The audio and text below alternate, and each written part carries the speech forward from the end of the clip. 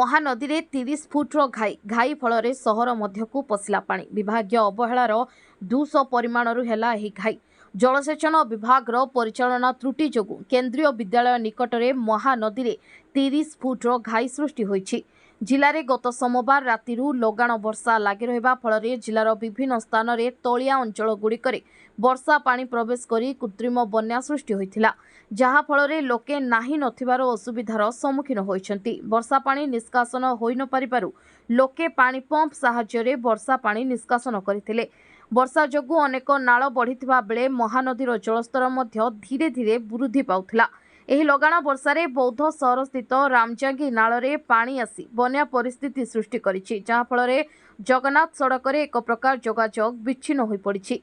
रामजांगी नाଳ महानदी रे केंद्रीय विद्यालय निकटरे मिसिथिबारु सेठारे जलसेचन विभाग पक्षरु बन्या नियंत्रण पई दुईटी स्रोत कबाट निर्माण करा जायथिला। हेले स्रोत कबाटर दुईटी आगरू ठीक भाबरे खोला जाय नथिबारु रामजांगी नाळर पानी महानदी को जाय न पारी तुड़ा मारी बन्या परिस्थिति सृष्टि होइथिला।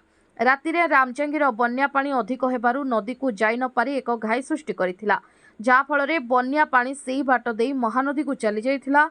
रामजांगी नाळर बढ़ी पानी रे कालेश्वर सानबागबड़ मालसिंगा अनेक चाष जमी बालीचर हो जाइथवा बेले बढ़ी पानी बहु चाष जमी पशि चाष सबु नष्ट कर देइथवा जणा पड़िछि।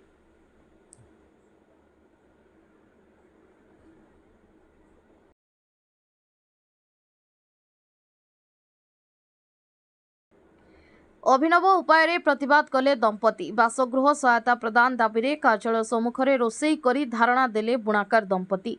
आज हेउछि 10म जातीय हस्ततंत दिवस। प्रधानमंत्री ठारू आरंभ करी तलस्तर पर्यंत आज दिवस रे बुणाकार मानक हित पई अनेक कथा प्रतिश्रुति देउथबा बेले अनेक जनहितकारी योजना मध्य आरंभ करा जाउछि।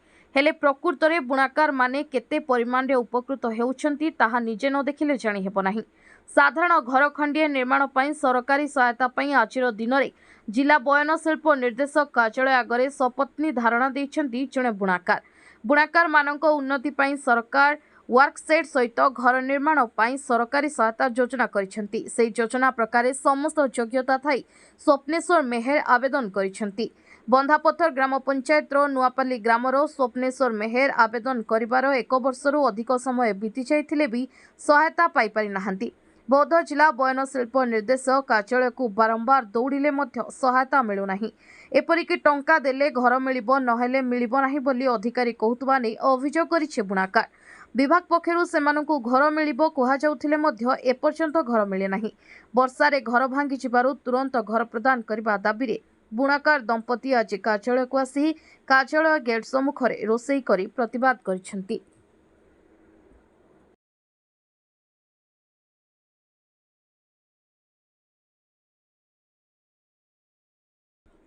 बौद्ध जिला मुंडीपदर हाईस्कल ठारे जिला स्तरीय एनर्जी क्लब दक्षता वृद्धि कर्मशाला अनुष्ठित होईछि।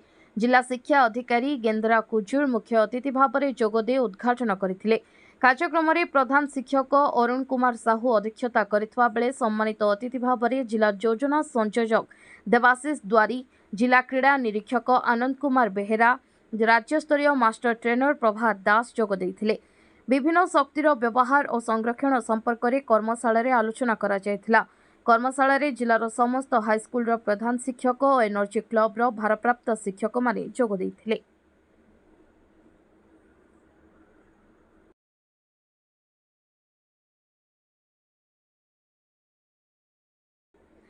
बौद्ध जिले में फुलुची महानदी वृद्धि पाउछि बन्या जलस्तर। अन्य पक्षरे चिंतारे रहिलेनी नदीकूलिया ग्रामवासी। जिलार विभिन्न रास्ता उपरे लहड़ी मारुछि बन्या जल।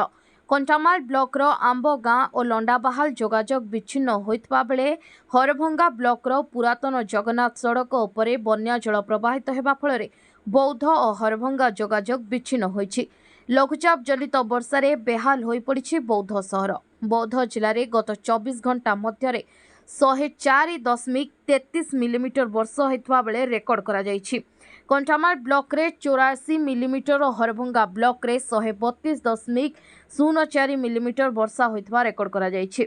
सहरर केतेक अंचल रे वर्षा जल जमिबा सह घरगुड़िक मध्य प्रवेश करिछि। लघुचाप जनित लगाण वर्षा फल 1 नंबर वार्ड रे घरगुड़िक पानी पशिछि। केंद्रीय विद्यालयटी संपूर्ण भाव में पाणीघेर रही। सहित केंद्रीय विद्यालय निकटरे थिबा कर्मजीवी महिला निवास वाणिज्य कर एवं द्रव्य और सेवा कर कार्यालय जिला शिल्प केन्द्र जिला जोगाण विभाग कार्यालय पाणीघेर रही। कौनसी अधिकारी मुख्यालय छाड़िकी न जावाई जिलापाल निर्देशनामा जारी करिसेंती। वर्तमान महानदी जिले में विपद संकेत तले प्रवाहित होउछि। बौद्ध ठारे राति 7टारे जलस्तर 85.82 मीटर रही। जिले में सतर्क संकेत 86.60 मीटर रही बेले विपद संकेत 87.80 मीटर रही जनापड़ी।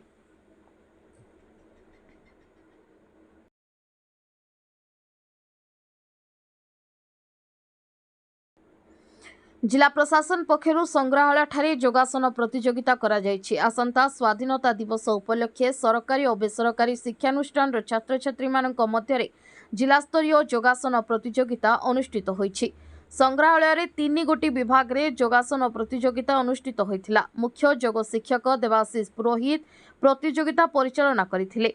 छात्र छात्री माने आसन प्राणायाम और योगर आवश्यकता संपर्क में उपस्थापन करथिले। ए कार्यक्रम में जिला सूचना और लोकसंपर्क अधिकारी रीताकांती बलियार सिंह ग्रंथागार अक्षय महाकूड़ और सहयोग करथिले। आसंता स्वाधीनता दिवस दिन कृति छात्र छात्री मानकु पुरस्कार प्रदान कराजिबो।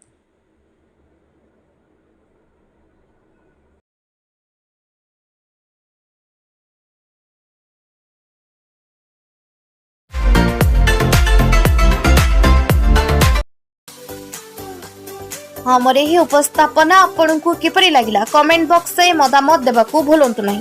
जदि आम चैनल को एपर्यंत सब्सक्राइब कर नाहंती तेबे शीघ्र सब्सक्राइब करंतु। शुभ रात्रि, नमस्कार।